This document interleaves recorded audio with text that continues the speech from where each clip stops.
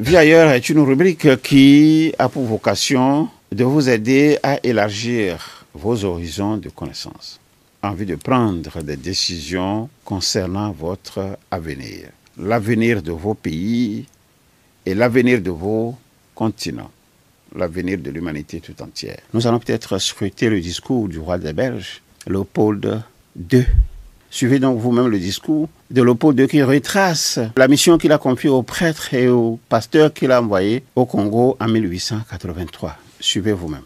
Cette patrie, révérend père, pasteur et chers compatriotes, soyez les bienvenus dans notre grande patrie du Congo belge. La tâche qui vous est confiée de remplir est très délicate et demande beaucoup de tact. Prêtres et pasteurs, vous venez certes pour évangéliser. Mais cette évangélisation s'inspire de notre grand principe, avant tout, les intérêts de la métropole. Le but essentiel de votre mission n'est point d'apprendre aux Noirs à connaître Dieu. Ils le connaissent déjà, depuis leurs ancêtres. Ils prient et se soumettent à Nzambi Mpunu, que je sache, et aussi à Nzambi Mawezi. Ils savent que tuer, voler, coucher avec la femme d'autrui, calomnier, insulter, est mauvais. Ayons le courage de l'avouer, vous ne venez pas leur apprendre ce qu'ils savent déjà. Votre rôle est essentiellement de faciliter les administrateurs et les industriels, c'est-à-dire que vous interpréterez l'évangile de la façon qui sert le mieux vos intérêts dans cette partie du monde. Pour ce faire, vous veillerez entre autres à désintéresser nos sauvages noirs des richesses dont regorge leur sous-sol, afin d'éviter qu'ils s'y intéressent ou qu'ils nous fassent une concurrence meurtrière, rêvant un jour à nous déloger de cette partie avant que nous ne nous enrichissions. Votre connaissance de l'Évangile vous permettra de trouver des textes qui recommandent et qui font aimer la pauvreté. Par exemple, « Heureux les pauvres, car le royaume des cieux leur appartient. » Il est plus difficile pour un riche d'entrer au ciel qu'à un chameau de passer par le trou d'une aiguille, etc. Vous ferez donc tout pour que les nègres aient peur de s'enrichir pour mieux mériter le ciel.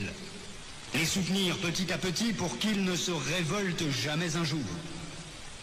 Les industriels et les administratifs seront obligés de se conformer à ce que je vous recommanderai, à vous prêtres et pasteurs blancs, de temps en temps, pour vous faire craindre, de peur de courir à la violence, injurier, battre.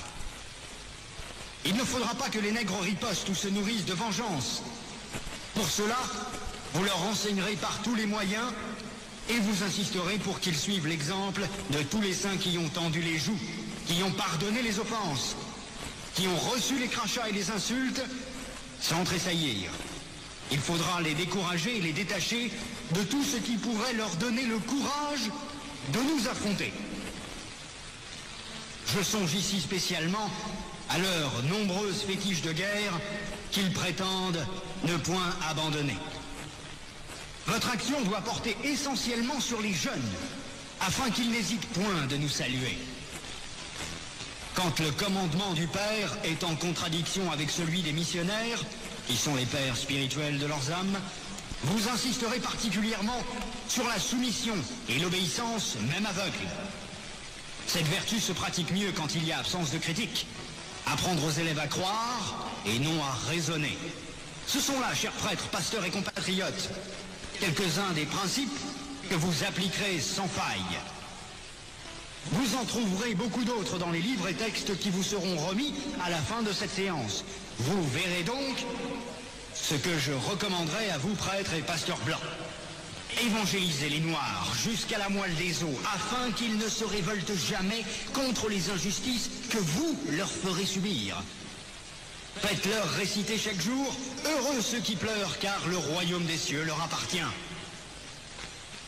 Convertissez les Noirs au moyen des chicottes. Gardez leurs femmes à la mission pendant 9 mois, afin qu'elles travaillent pour vous. Courtisez-les s'il le faut.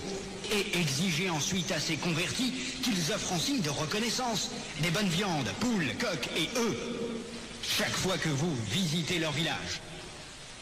Faites tout pour éviter que les Noirs ne deviennent riches.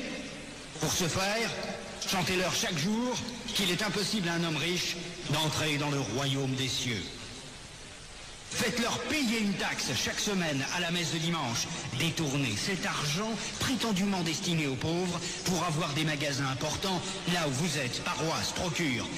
Transformez vos missions ainsi en de gros centres commerciaux florissants et aidez légèrement les pauvres pour encourager d'autres blancs à investir régulièrement.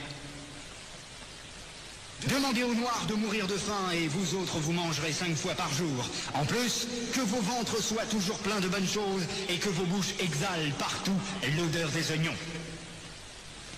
Instituez pour eux un système de confection qui fera de vous de bons détecteurs pour dénoncer tout noir à une prise de conscience pour la revendication de l'indépendance nationale. Enseignez une doctrine que vous ne mettrez pas en pratique, et peut-être s'ils vous demandent pourquoi vous comportez-vous contrairement à ce que vous prêchez, répondez-leur, vous les Noirs, suivez ce que nous lisons et non ce que nous faisons.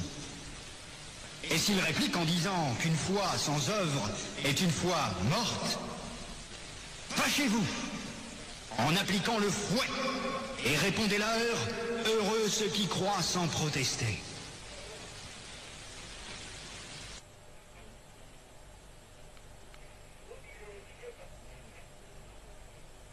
Dites-leur que les statuettes que vous gardez chez vous sont l'œuvre de Satan. Confisquez-les et allez remplir vos musées, ainsi que ceux de Ternérine au Vatican. Faites oublier aux Noirs leurs ancêtres, afin qu'ils adorent les vôtres. Ils ne les écouteront jamais, par exemple, les saintes, la Vierge Marie, Sainte Thérèse, Saint Martin. Faites-leur prier en les mettant à genoux comme punition. Et obligez-leur à réciter le chapelet 10 fois ou plus. Ne présentez jamais une chaise à un noir qui vient vous voir. Ne l'invitez jamais. Donnez-lui tout au plus une cigarette. Ne l'invitez jamais à manger avec vous, même s'il égorge pour vous une poule ou un coq, chaque fois que vous arrivez chez lui. Bref, lorsque vous aurez accompli tout cela, notre pays, la Belgique, sera très riche, et c'est plus tard seulement, lorsque les Noirs auront compris que nous essayerons de les aider pour l'amour de Dieu, car on ne réveille pas un chat qui dort. Je vous en remercie vivement, le roi des Belges, Léopold II. Voilà, dans ce discours que vous avez écouté, les stratégies de domination et d'effacement de la mémoire des Noirs sont claires et précises. Il y a eu 2 stratégies majeures. La première stratégie, c'est faire de l'évangile un outil de domination. Cela passe par les actions suivantes. Et la première action, c'est d'empêcher les Noirs de s'intéresser aux richesses de leur sous-sol. C'est la première action. La deuxième action, c'est d'obliger les Noirs à aimer la pauvreté en leur faisant réciter tout le temps « Heureux les pauvres, car le royaume des cieux leur appartient ». Troisième action prévue par le roi des Belges, c'est d'empêcher les Noirs de se révolter en les incitant à faire comme les saints, c'est-à-dire tendre les joues chaque fois qu'on les giflerait, pardonner les offenses et recevoir les crachats et les insultes même sans tressaillir.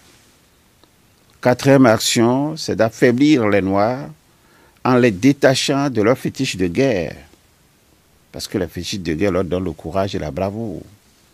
La cinquième action, c'est de forcer les Noirs à se convertir. Sixième action, c'est de garder les femmes de ces Noirs à la mission pendant 9 mois sur 12.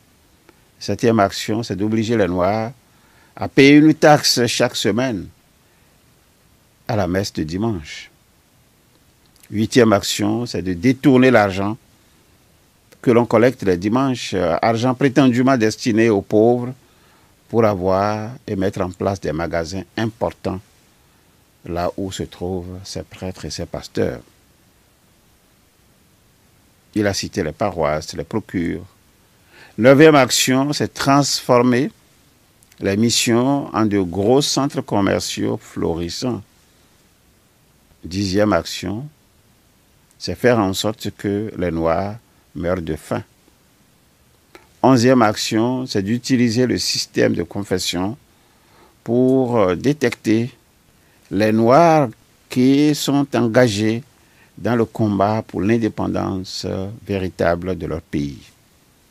12e action, c'est d'obliger les Noirs à faire bêtement ce qu'on leur dit et ce qu'on leur demande. 13e action, c'est d'obliger, à titre de punition, les Noirs à se mettre à genoux pour prier. Et 14e action, c'est d'obliger les Noirs à réciter par jour le chapelet 10 fois ou plus. La deuxième stratégie s'appuie sur les jeunes. Et cette stratégie veut que chez les jeunes, on insiste sur la soumission et l'obéissance, même aveugle.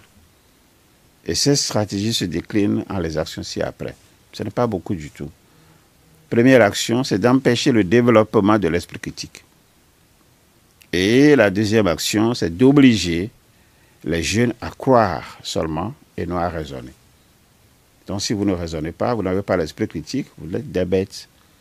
Voilà résumé en 2 grandes stratégies ce discours de Léopold II qui reste d'actualité au regard de ce qui se passe sous nos yeux tout le long de la semaine et les dimanches dans les églises en Afrique, quelle qu'en soit l'obédience.